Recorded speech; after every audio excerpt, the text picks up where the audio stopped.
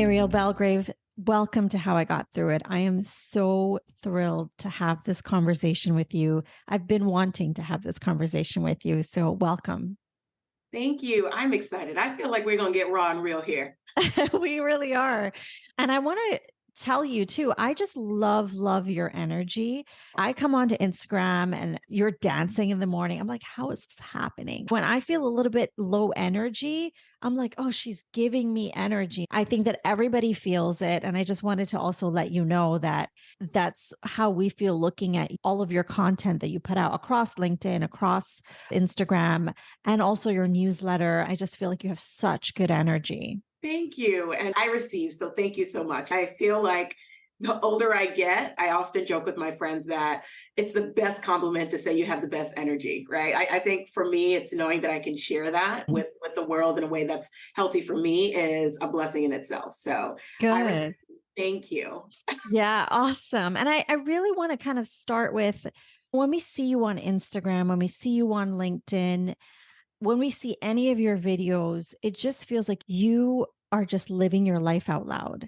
And I think that we really get your energy. We really get who you are, a good sense of who you are from your videos, from your captions, from even your interviews that you do. And really wanted to start the conversation and ask about your childhood. And you really seem like you have a really good self identity as well. Can you tell me what your childhood was like? This is a great question and maybe a very shocking answer because I was entirely different as a child. I was actually very quiet. Oh, really?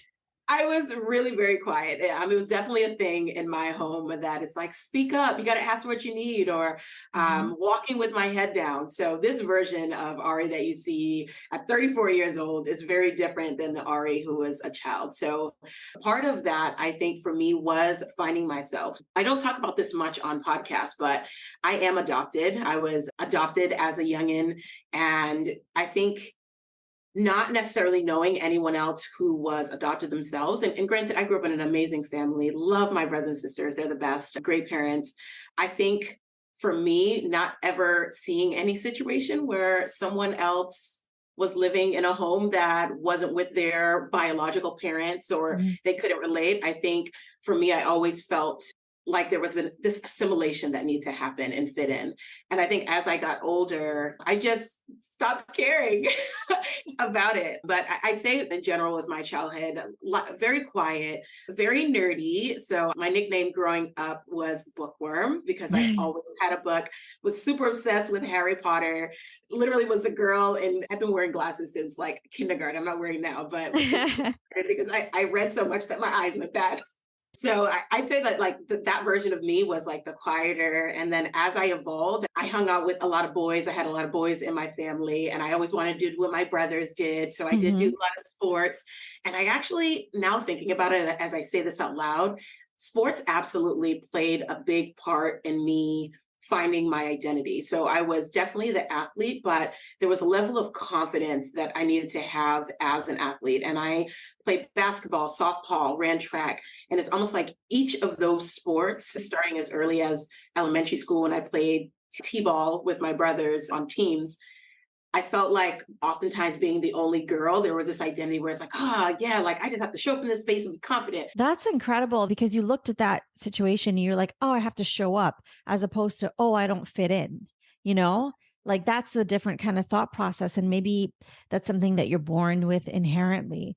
I really want to go back to the adoption part. And since you said you don't talk about it much Yeah. and on how I got through it, I really love to kind of get under the layers of who a person is and to Mm. really understand them. And when you say that you were adopted, when was the first time that you realized you were adopted?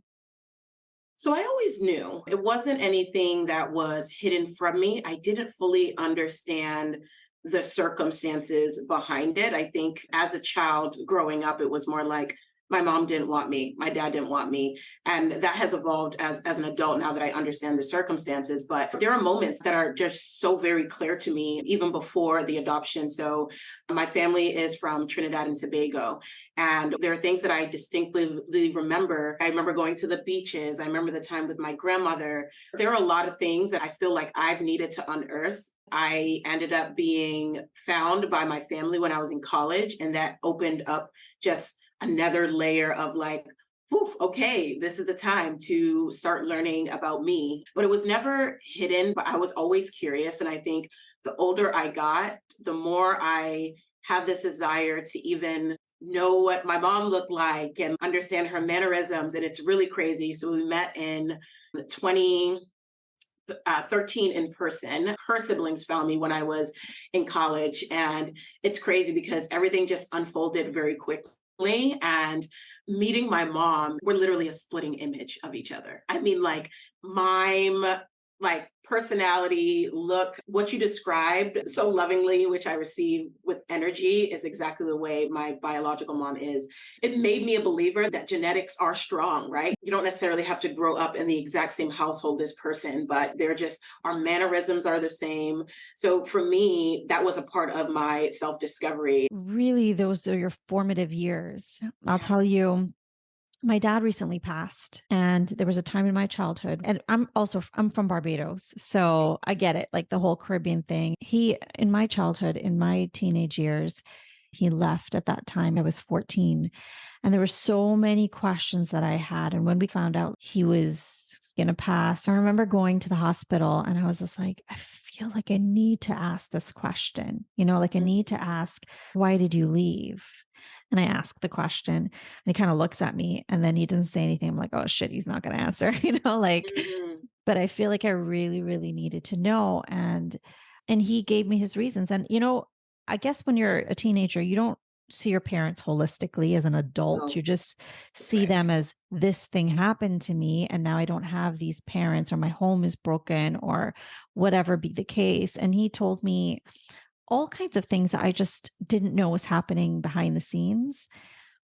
And I think for me, that really healed something inside of me. That Mhm. really freed something inside of me, that it was almost like, maybe you'll understand, like when your muscles are just like this, and it just kind of Loosens like this, like the flexibility in your muscle. Like it's, yeah, something. Yeah, I something relate to that. something healed in me that day.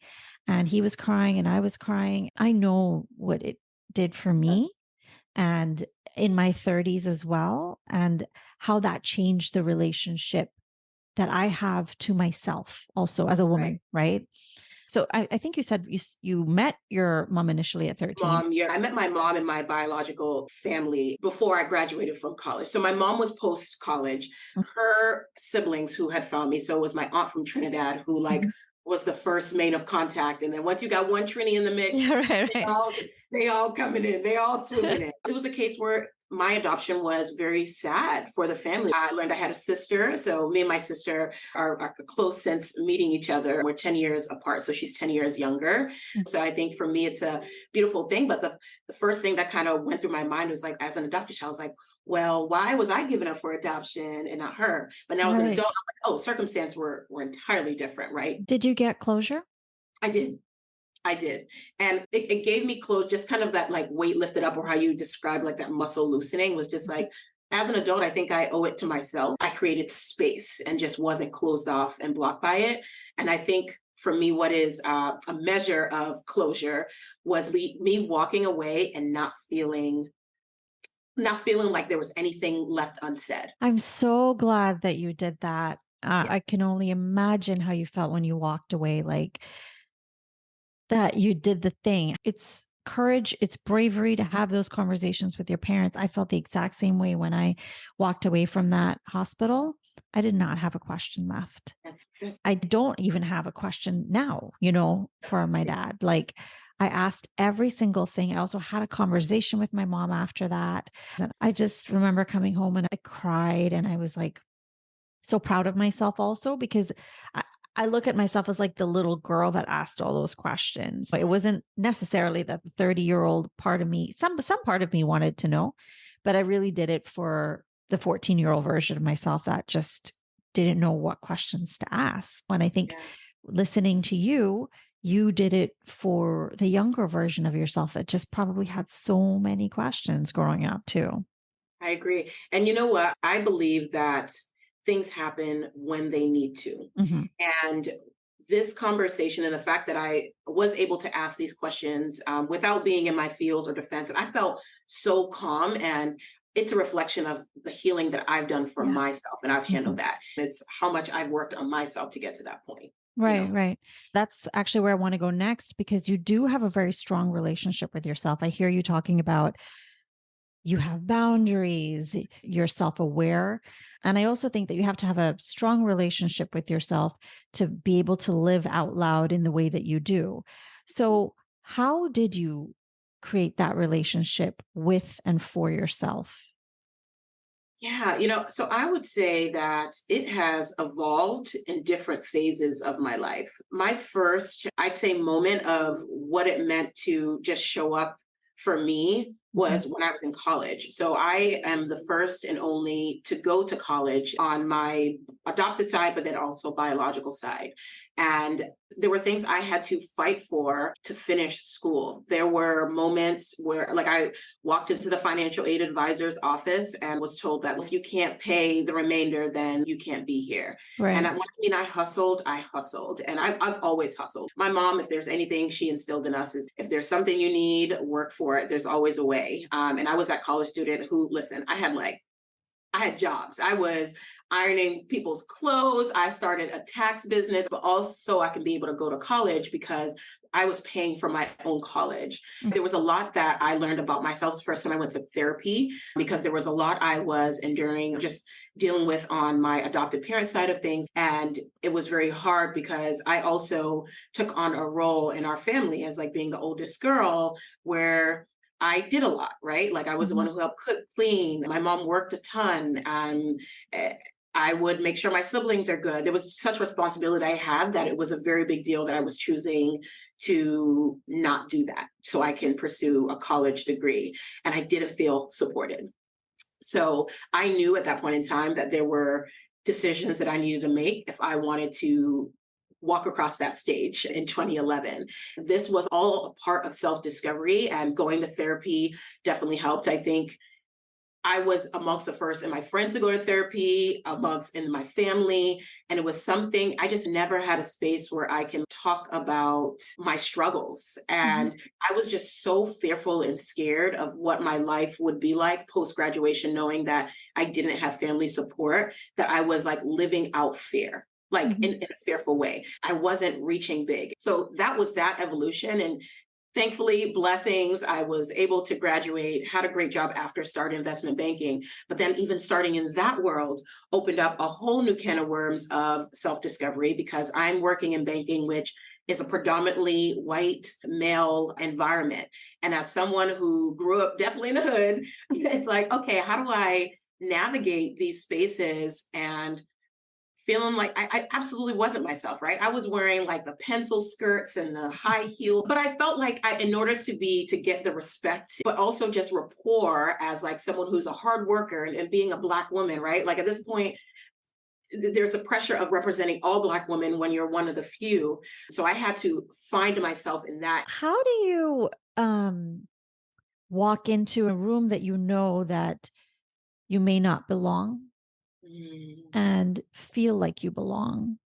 And I'm asking this for everyone that has a color because there are two schools of thought, right? You can walk into a room and be like, I don't belong here. I don't feel comfortable in here. I'm leaving. mhm. And I also am like this, where I walk into a room and I'm like, oh, I'm the only person of color here. It's perfect. Yeah. That's how I see it. But you also see it similarly. So, can you explain to me what goes through your mind when you walk into a boardroom or anything that's predominantly white male? What goes through your mind? Yeah, so I think for me, so I have the confidence that you have, where it's like, oh yeah, like I'm the only one here. Cool, we about to Yeah. do this, right? Yeah. Yeah. I actually think going to school. So I did go to a predominantly white institution Mhm. at Boston College. So Mhm. that warmed me up to being in environments where I, at one point, walked into places and the imposter syndrome was like, on 100. It was on a whole nother level. And I actually had a moment in Boston College where I was not, the teacher was like assigning collaborative like projects. And it was very clear that like I was the only Black person in that room. Mhm. And it was clear that people did not want to work with me. And like I'm talking like eye contact and like people were avoiding wanting to work with me. Mm. I was so hurt. Like I went back to my room crying. And there was a moment that happened where I saw a switch. And I think this transcended into how I walk into rooms today. Mhm. It was almost like they believed they were carrying their own biases of what probably it was like to work with another Black person. I don't know what it was. I can't make up the stories for them. Mhm. But there was a moment I had where I gained respect. And this respect not only was from like the output of what I produced, but I in college got an opportunity. What you'll know from my background is I am an Under Armour athlete. And I Mhm. officially started with Under Armour 2018, but I had a pre Under Armour partnership or was featured in a campaign when I was in college for their first women's campaign. I had just like recovered from an injury, had the opportunity to do filming. And the teacher needed to announce like, hey, Ariel got like this really great opportunity while we're supposed to present our projects tomorrow. We're going to have her do hers today because she has this great opportunity, this great opportunity. And it was like almost the shift because I had this opportunity, I was seen in a different light. And it pissed me off. But then again, I was like, aha, I see how y'all operate. Mhm. Okay, so we're playing a game of chess here. Let's Mhm. play. Mhm. And I just feel like how I was viewed, how people talked to me was very different. And I realized the same thing once I got to the corporate world. It was like, okay, I'm gonna work harder because let's be real, as Black women, we do have to try 5 times, we could go for 10 Yeah. times as hard as our white counterparts in order to gain that respect. And that respect comes in how you are viewed in these meetings where you have two choices. Mhm. You can pull up to the seat of the table, I'm talking chess at the table and ready to go all in, or you can retreat back and just listen and not be heard. And as someone who's done that, now I'm in these spaces where I'm like, I'm as smart as these people and sometimes smarter. Smarter. I'm not someone who walks around parading that, but I'll tell you right now, there are people who I've worked with when I'm like, how did you get here? This is like, and you are very confident. Mhm. I clearly need to be more confident in what I do. Now, mine, I back mine with receipts. I'm not out here parading like I'm smarter than everyone, any of that. It's like I come and I don't play. And I think when it comes to walking into those rooms, I see an opportunity. Oh, I'm the only one here. Cool. Sounds like I'm going to need to bring perspective to whatever is going to be discussed here. I also do my own homework to make sure that I am walking into those rooms with confidence. Who's going to be there? How can I add value to these conversations? If I be okay with being quiet and observing, it doesn't necessarily mean that like I don't always have to be the loudest one in the room. I'm also very observant. And maybe that second time around is where I feel like I can add value. So I think it's just reading the room, understanding why I'm there, the value I can bring, but knowing upfront that when you're the only, you're bringing perspective. To bring it also full circle, you really have to know yourself, know what you can bring, and know the appropriate reaction also for reading the room, right? So, like sometimes you'll walk into a room and you'll be observant because you're wanting to know how this game works. And then you leave and you're like, oh, I got to do this, this, and this. I understand what's happening here. And then you come back and then you're ready to play the game. I think that that's something that women need to hear because it's not always like, here's what I can do, but you also have to read the room and know how to play the game that you're in. You need to get the outcome that you're looking for in the room. And how you get there in terms of if you're being observant or if you're voicing your opinion or whatever you feel instinctively is right for you in that room and how you want to confidently portray yourself is up to you, but that part of it is where you have to know yourself, right? Yeah, Where you I have to agree. where you have to build a relationship with yourself to know how to instinctively act in this room and how to present yourself and how to get the outcome that you want.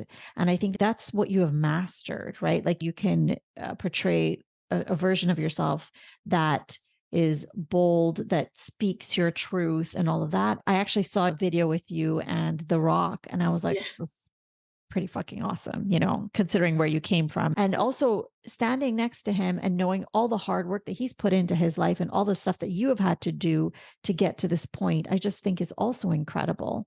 Thank And you. I know that you talked about investment banking and you talked about walking into these rooms that you felt like you didn't belong. But then I also know that you bet on yourself. And I know that that's a whole other different plane, another level of belief, another level of relationship with self, another level of knowing that you belong, another level of self identity. So, talk to me about that pivot moment and what happened for you there. Yeah. So what I haven't mentioned yet was the side hustle life that was happening as I was working full time. So when I graduated from college, I was absolutely that athlete who dealt with a tough transition where I Mhm. just didn't have structure. I didn't have Mhm. a coach telling me to hit the weights or to make sure my endurance was on point and running around the field. I Mhm. was sitting at a desk and working 80+ hour weeks. So I lost that sense of self. And what happened as a result of that, I like to say I took a pain and turned it into something very purposeful, which was starting this positive movement because I had a gym membership, I didn't use it. And I realized there were a lot of women who were in a similar place. So I started a positive movement around skipping the gym and I Mhm. called it Gym Hooky, which is my brand that you all know of today. Mhm. And that I side hustled while working in investment banking, while working at a nonprofit tech startup, while working at Facebook. And what was the game changer for me? And I think as I'm speaking through just everything, even like what does it mean to walk into these rooms with confidence? The one word that stands out for me that has been a game changer, which may sound cliche-ish, but it is what it is authenticity. The moment I showed up in these spaces with owning who I Mhm. was how I was allowed to lean into, I believe, to be my purpose and purpose at work, purpose at how I show up in other people's lives. Yeah. So this I think is important to mention when it comes to that pivot that I made to go all in fitness and wellness. So I side hustled for 5 years. I will say when I first started at it's Meta now, but listen, it was Facebook when I worked there. When I worked at Meta, I was someone who actually hid that I had a side hustle. Now, granted, I have all these followers, I'm doing my thing. And what happens is when you work for a social media platform, it's kind of hard. That's a little difficult. It's a little That's a difficult stretch. time that you're all in these social media streets. And my reason for doing that is I never wanted to ever appear that I was distracted, right? So I was starting this role. I had never worked in tech before. So I was all about just showing up in these spaces to kill it in HR and just continue to do my Gym Cookie thing on the side. Wasn't until a colleague saw me on a billboard and was like, I saw you on a billboard. And I was like, no, that wasn't me. It was like, no, that was you, girl. It's a bit awkward. And yeah, awkward. But it wasn't a bad thing. So why this was important to note is Mhm. my colleagues gave me permission at that point in time. Like how that conversation went after, they're like, oh my gosh, like it was my manager. My manager's like, we want to celebrate you. This is badass. Like, what? You are on billboards, you working with Under Armour, you're having these great partnerships. We want to celebrate you. And it ended up becoming a whole thing. I was at Facebook for about 3 years where I was known, I was split. I was known for HR RE, but then damn Skippy, I'm in like the kitchen and people are like, all right, I just want to let you know, girl, I had a healthy breakfast. I did my workouts today. Thank you for your post. So I was living this double life. And as I was getting deeper and deeper into it, never in my mind did I thought I would go full in, but I had gotten into a fork in the road, right? So Mhm. 2019, the end 2019, I was definitely burnt out from work, but then also just reevaluating my whole life. Where I'm like, are you like what it is that you want? Because my goal was to climb the corporate ladder. That's what it was. That Yeah. was what I knew was safe. That's what I just always aspired to do. And it wasn't until so many opportunities came on the side hustle side of things that I in some cases had to let go because I had something big happening on my full-time job side of Mhm. things. And I'm like, man, I worked so hard to get to this point, and now I'm like handing it off because I can't handle it. What are you doing here? Like, what is it that you want? Mhm. And I had my come to Jesus. I went to Ghana in December 2019, and it was the year of the return, is all the deep stuff. But I had a chance to pause for the first time in a very long time. And it was that amongst other experiences I had that just made me, for the first time, think about going all in entrepreneurship. I'm a calculated risk taker. And I think I'd say Quinn and I were living a life where we were prepared for anything, right? So we're not splurgers. But for me, I literally had to think about where I was at that point in time, I knew I wanted to be bigger than my past. I also knew that I wanted to make an impact. And granted, yes, I was able to do that in corporate, but Mhm. I also, while working in corporate, saw a lot of women who were kill it in their careers, but then not taking care of themselves. And what happens as a result of that is them either getting to where they want to be and then having to take extended leave, and their career ends up being a whole complete shift. And what they worked for, they felt like they failed. Why? Because Mhm. they wasn't taking care of themselves. And I had gotten to a point where I believed that the impact that I wanted to make in that season, at Mhm. least, was I want to sit in an audience and be a reason why a woman is standing at that podium. It's because I know that she decided to take care of herself, and I was able to help her get to that point where she's confident on stage, she's energized on stage, she is owning rooms that she's told that she doesn't need to be in, all because she is confident inside of her body and out. And it was literally that revelation that I have where I'm like, it's time. It's actually time. Like, this is crazy, but I've never been more sure. And I, in February, literally 2 months later, I gave 1 month notice to Facebook. And what I can tell you right now is that nothing could sway me. That's how I knew I was about that life. Mhm. Nothing could sway me. I was a high performer, so it wasn't a case where they were like, okay, well, bye. It was like, it was mixed because they were so invested in my Jim Hooky world too. So they were like, Right, oh, right. obviously, like, we know what you're, it's not like you're going for another company. Wow, we want to see this. Like, I'm talking head of people. The leaders at Facebook were just like, okay, we see this. We see this for you. But still, they did what they could on like, pay you more, new Compensation. role. How can we be more flexible? How can we keep you? And there wasn't one one thought that could sway me. And that's how I knew I was ready. Now, it just so happened that my last day at Meta was the first day of the pandemic.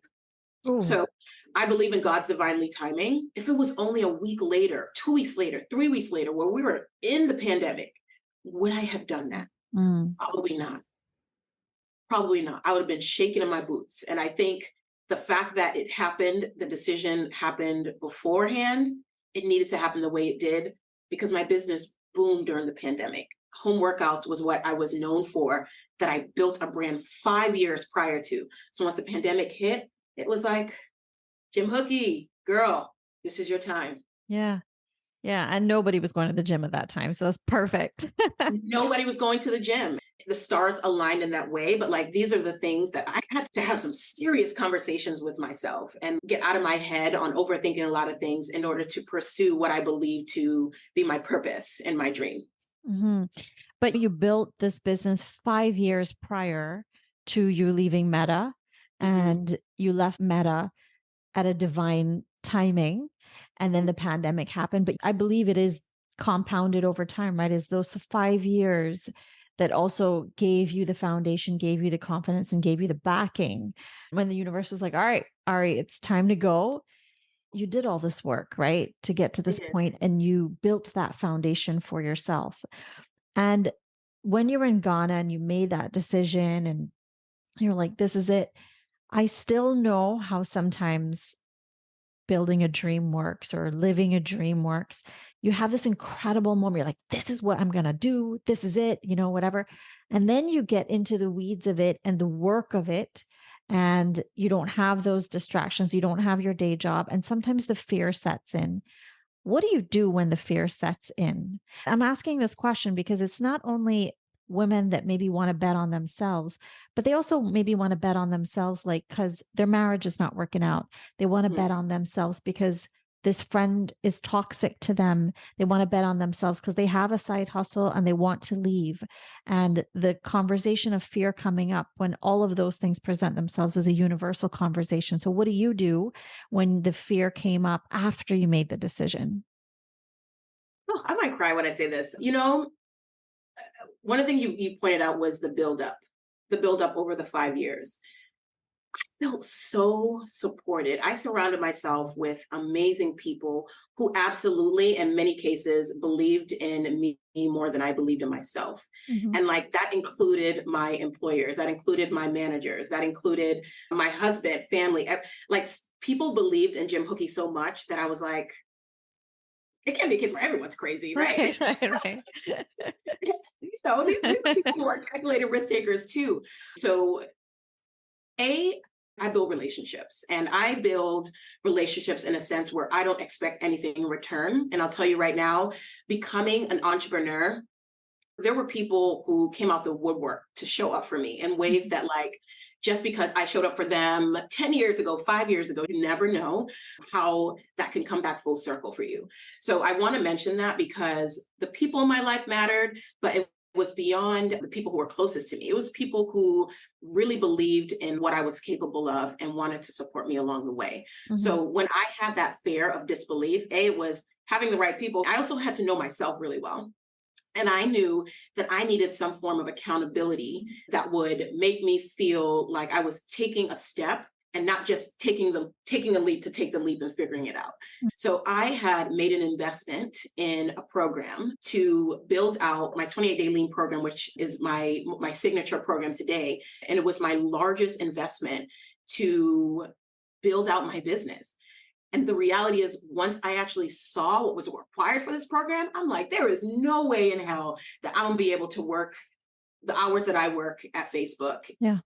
and make this happen. And Mhm. that was a driving factor. It was a sense of accountability, knowing that I wasn't going into it by myself. I had a coach, I had another group of women who were making similar moves. So I knew that I wasn't alone. And that's a big one for me because it can be very scary. And what many of us heard is entrepreneurship is lonely. Mhm. I've never felt lonely in this time that I've been an Mm. entrepreneur because I've always been in accelerators or masterminds or programs to help me get better. And I knew at that point in time, once I made that investment, the way my dollars work, honey, I'm like, I work hard for this. I'm not one to let it pass. Okay? Listen. That's so true. That's so good to hear that aspect. Everybody talk a lot of men talk about entrepreneurship as only, but I think it's they like to maybe be isolated and work on something. Women are networkers, they're also nurturers, they're about having relationships with other women. And I love a WeWork situation or a co-working situation. But as I've been building out this podcast, I find myself also going into those isolated moments as well because I'm just like, oh, I just need to focus. But you bring a different aspect. Yes, you should be networking and you should also be brainstorming, I think, with other people that are like minded in your industry, and it does probably make you feel not so alone. And I think that's something that I'm going to take from you and bring into my own life. And it's a good aspect and a good perspective for other women that are entrepreneurs to hear. Like, find your groups, find your people, find your tribe, and brainstorm, run ideas by them, see what other people are doing and how they're doing it. And it does make that journey feel a lot less alone. And you also put a great support system around yourself with your coworkers and your friends as well. And that's just a testament to like who you are, right? Like, and how you show up to these Yeah. people that they would be there for you in the moment that you needed them to be there for you as well. Yeah. And I do want to share one example. So when you're an entrepreneur, and for me, I immediately got into the corporate wellness space, like faster than I thought I could, just because the pandemic happened. Companies are looking to see how they can make sure their employees are moving while they're working from home, working remote.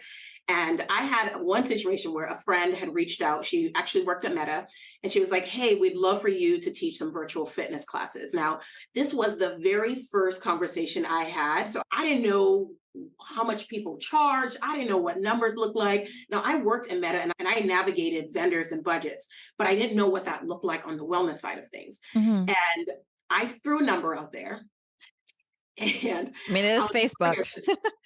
I threw a number out there, and she said, okay, Meta hat on, homegirl hat on.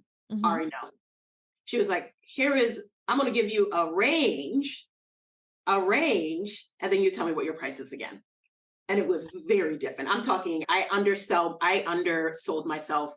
I ended up forexing what I undersold myself as. Yeah. And it's moments like that. She was someone who I worked closely with at Meta, and she was absolutely one who wanted to see me win. And it started with understanding numbers. So what helped me, I think what that taught me is that I realized at that point in time, I was a trailblazer in the group of people who I'm associated with in the fitness and wellness space. No one was doing fitness and wellness for like tech companies, right? Like it would have been That's the right. norm to give that number. So the shift that I made is yes, I got to have my fitness people, but how I navigate these corporate street these days, is being around people from other industries. Oftentimes, when I'm in masterminds and accelerators or any of that, I'm oftentimes the only fitness and wellness person. Mhm. And I'm learning how everyone else is navigating it. And I'm talking every industry and learning those best practices. And I can obviously pick and choose what I want to incorporate into mine, but it really impacted how I was able to just learn to navigate these spaces that people like me, whether it be Black women or be a wellness person, there's a lot to learn. Some people Yes. mention that.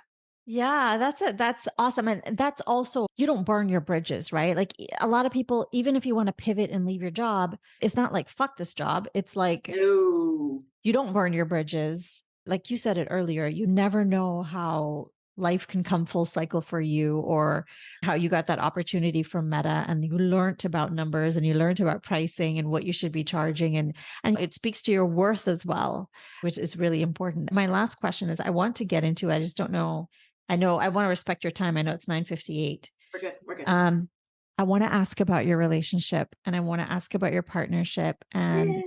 as a woman that knows who she is, that lives out loud, that you have a vision for your life and you're betting on yourself. Sometimes it can go one of two ways. Men are intimidated, or they feel like there's no room in your life for them.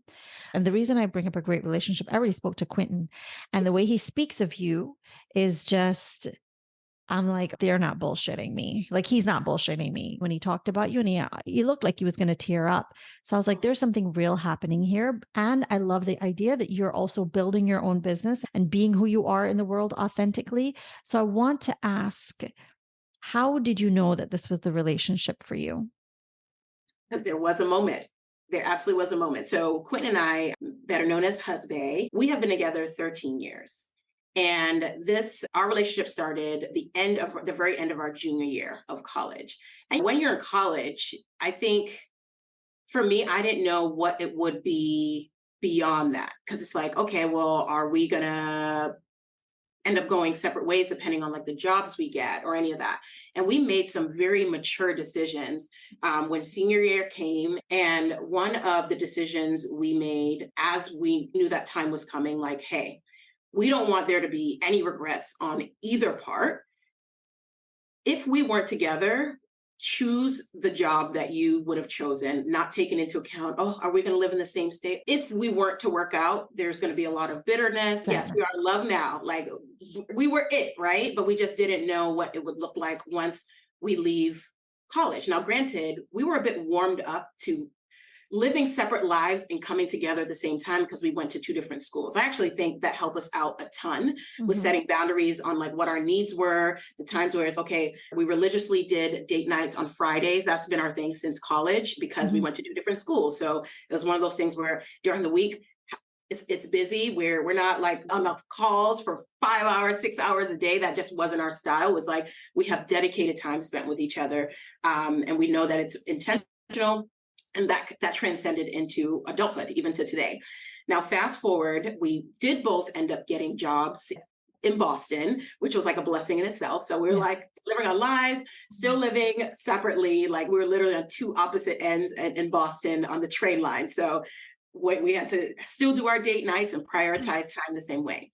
Now, the moment that happened for me, where I think for me in my head, I always thought that I would need to choose between a man and my success Mhm.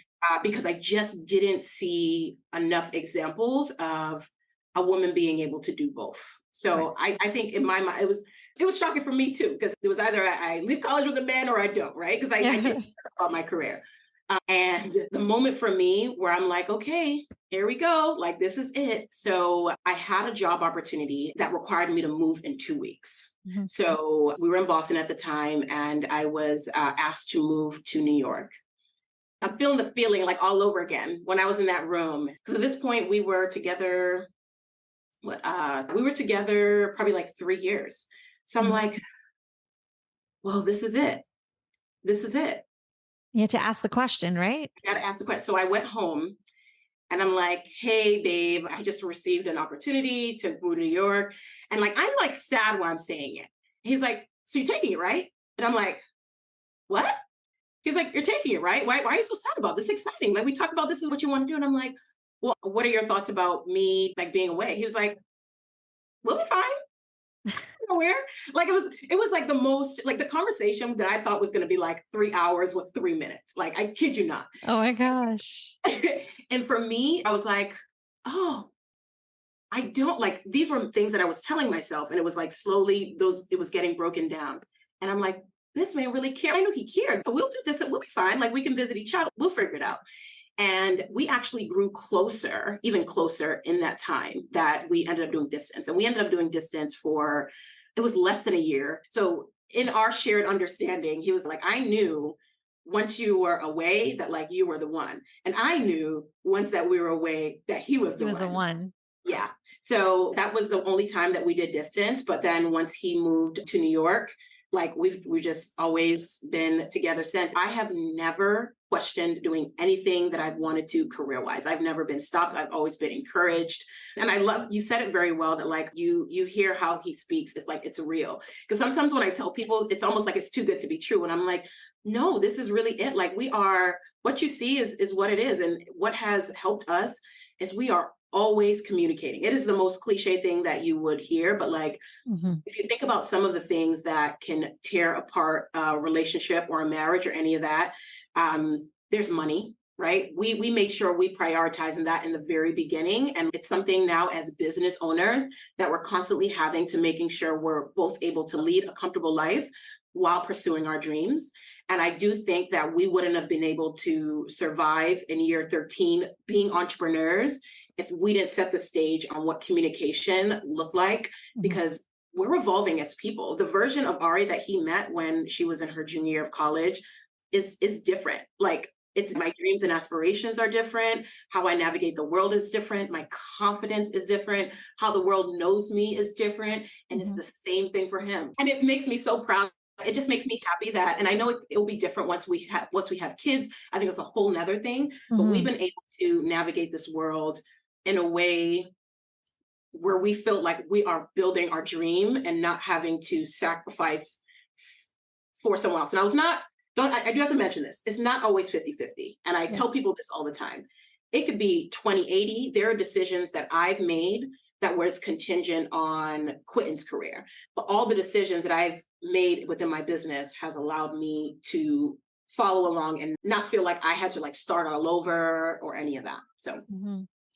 And, you talked about it not being 50-50, and that was actually going to be my next question because you see a lot of things of online and just out in the world.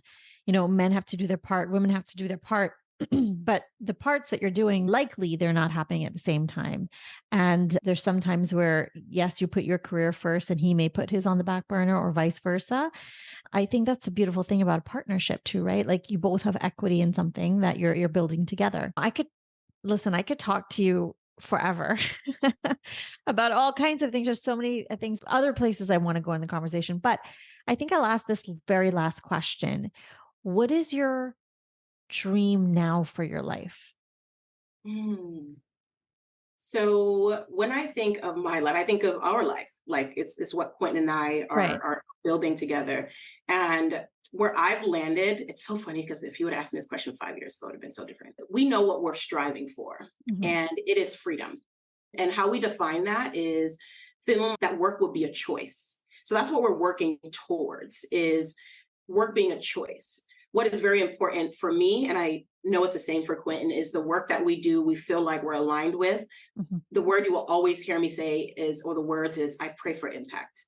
I want to make a difference. I want to disrupt health systems. I want to be the reason why the world has changed in some way when it comes to the wellness side of things, at least for now. Mm. But ultimately, our goal is to be free and wake up one day and be like, do we need to work today? Maybe we need to take a break, right? Yeah. Yeah. And that goes deeper into financially, the brands we built for ourselves, our businesses. So we're working towards that and like in this life for us. That's incredible. I know you guys are going to get there. You both have these incredible dreams, and then you also have aligned action that Mhm. goes side by side with these dreams. And I think that You complement each other so well.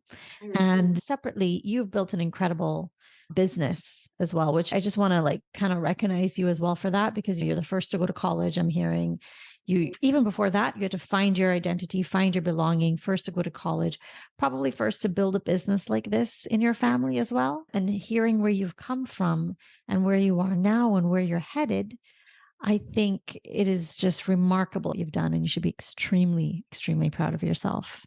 Thank you. I received this with the biggest open heart. And thank you for creating this space for us to have the conversation. This was a great one. Yeah, absolutely. And I'm happy to do it. I loved getting to know you and hearing your story. And I'll keep in touch with you and we'll keep in touch. Thank you, Bhavna. Bye. Bye.